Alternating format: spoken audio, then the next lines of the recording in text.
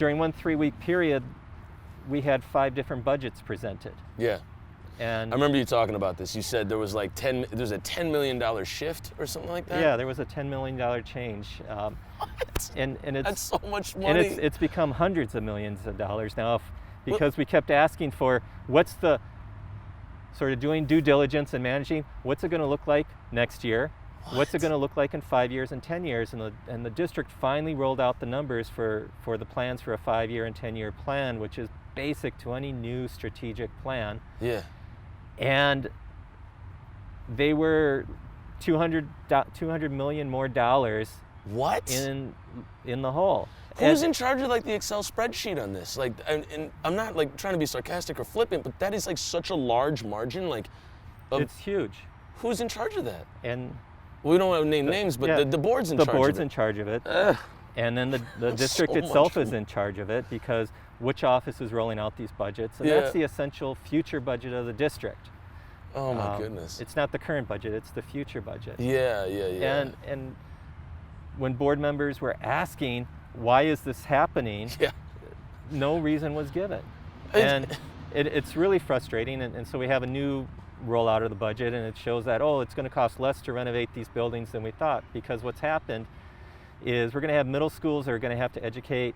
They're going to be repurposed to educate elementary school kids who are a lot smaller. Yeah. We're going to have other buildings repurposed for high school students, and we're going to create a middle school that's larger than almost any high school in the district. That's what I heard. They're going to bloat Anderson up to like 1,500 kids. It's like, it's going to be huge. And can the building like capacity? Does it have the capacity for 1,500 kids? That's debatable. But I also, because I've worked construction, I've worked farming, and I have an idea like how much it costs for building renovations.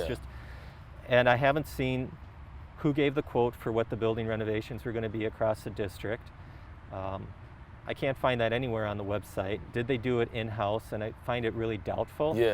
Because the district plan and the way the district's been operating, they haven't consulted with teachers or the teachers union about, is this really going to help us address our equity opportunity gap?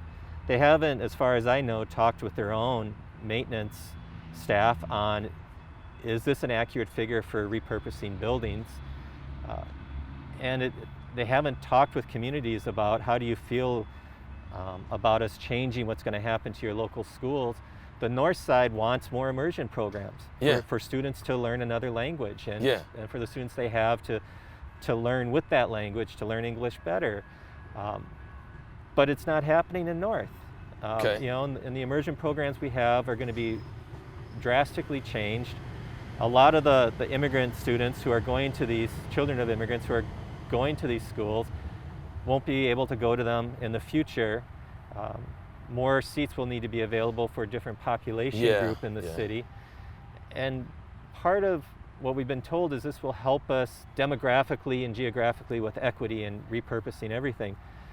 But what's happened when we look at who's moving, the district has sort of put out there that it's going to be southwestern schools and white families, but when we look at the geographic distribution, it's the south central corridor, which is almost primarily BIPOC students, and it's Minneapolis North, which is primarily African American and then a little bit of Latino and Hmong in there, and they're the ones who are going to have to move around the most.